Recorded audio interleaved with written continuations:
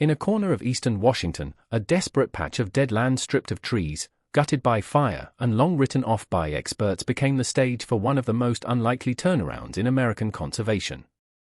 The solution? Not bulldozers, not chemicals, not human hands. Instead, an animal long trapped to the brink of extinction, once dismissed as a pest, was given a second chance. What followed wasn't just recovery, it was a chain reaction of change that even the scientists didn't fully predict. And at the heart of it all? A forgotten behavior that reshaped water, land, and life in a way no spreadsheet ever could. What exactly did they do, and how far did the ripple reach? Let's rewind the tape on a restoration that no one saw coming.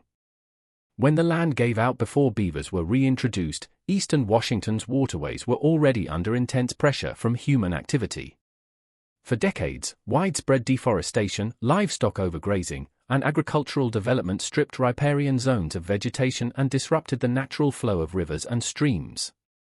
In these altered landscapes, stream channels were straightened and simplified, floodplains became disconnected, and natural water storage areas like wetlands all but disappeared. Without these ecological buffers, water quality and biodiversity sharply declined, and the landscape lost much of its ability to support native wildlife or regulate environmental stress. The situation grew even worse when wildfires entered the equation.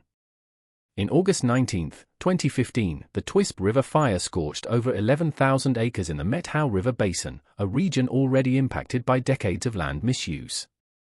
The fire destroyed much of the remaining vegetation and wildlife habitat, further destabilizing an already vulnerable ecosystem. The soil lost its natural anchors, leading to increased erosion and runoff, while streams were left exposed to temperature fluctuations due to a lack of shade. This compounded ecological damage showed how quickly degraded environments could collapse under added pressure, especially when fire follows decades of human-induced stress. The word double degradation came to characterize the process whereby ecosystems were chronically weakened by human interference and then traumatized by an occasional catastrophic event such as wildfire.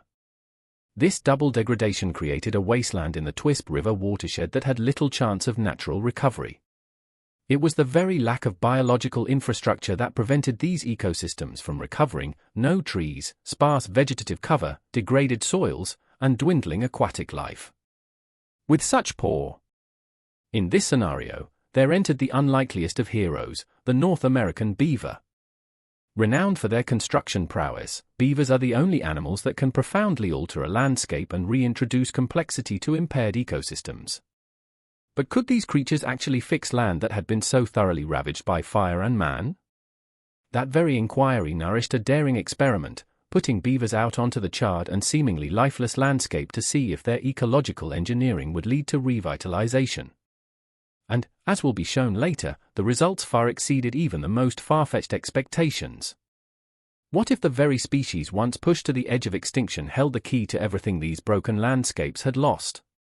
Forgotten engineers long before restoration efforts began, beavers were an integral part of North American ecosystems.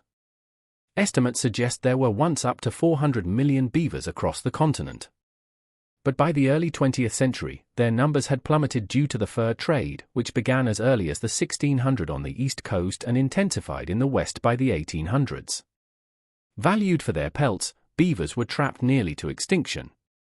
By the time Washington was being settled and developed, beavers had almost entirely vanished from many of its watersheds, including those in the Methow River Basin. Their removal was not just a loss of a species, it was the removal of a natural system engineer.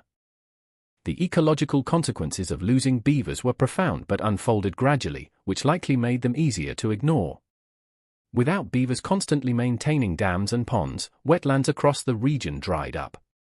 These wetlands had served as vital habitats for countless species, from amphibians and insects to birds and large mammals. Their disappearance led to a cascade of biodiversity loss. Furthermore, beaver-built ponds had helped regulate water temperature, store groundwater, and buffer stream flow. In their absence, streams ran faster and shallower, making them less hospitable for aquatic life and more prone to erosion. Beavers were not just builders, they were keystone species that altered their environments for the benefit of entire ecosystems. Their dams would hold sediment in suspension, slow down runoff, widen riparian zones, and sustain a myriad of interdependent plant and animal life. With time, the deprivation of beavers meant that many of those services were just either lost or were being artificialized through costly and frequently less effective infrastructure made by man. The once normal, straight, simple channels with seasonal dry-up and few floodplain features had turned out to be a modified and degraded contrast of what these waterways had been for eons with beavers present. This extinction points to what some scientists have referred to as ecological amnesia, a changing baseline whereby populations forget what a healthy ecosystem was. The beaver's role faded gradually from public awareness and policy. Only in the last few decades, as restoration projects began confronting persistent ecological failures, have land managers and ecologists begun to reconsider the role of the beaver in these systems. Their re-acceptance as crucial ecosystem engineers is currently reshaping conservation thinking in Washington and elsewhere. Where it all began in the wake of the 2015 Twisp River fire, large sections of the Methow River basin were left scorched and lifeless. With limited natural vegetation remaining and severely altered hydrology, passive recovery seemed unlikely. This urgent scenario prompted biologists and land managers to consider an unusual but increasingly supported solution: reintroducing beavers to restore the damaged environment. In 2008, the Methow Beaver Project was launched to relocate beavers from conflict zones where they were damaging property or trees to remote areas where ecological restoration was desperately needed. One of the first targeted sites for this effort was Black Canyon, an area within the Methow watershed hit hard by both long-term degradation and the fire. In fall 2014, just months before the fire, the project released 3 beaver pairs into different tributaries of the canyon. The timing proved fortuitous. When researchers returned the following spring, they discovered that not only had the beavers survived the harsh winter, but they had already constructed their first dams. These early successes reinforced the project's central premise: beavers, even in low-resource environments, could immediately begin transforming degraded land.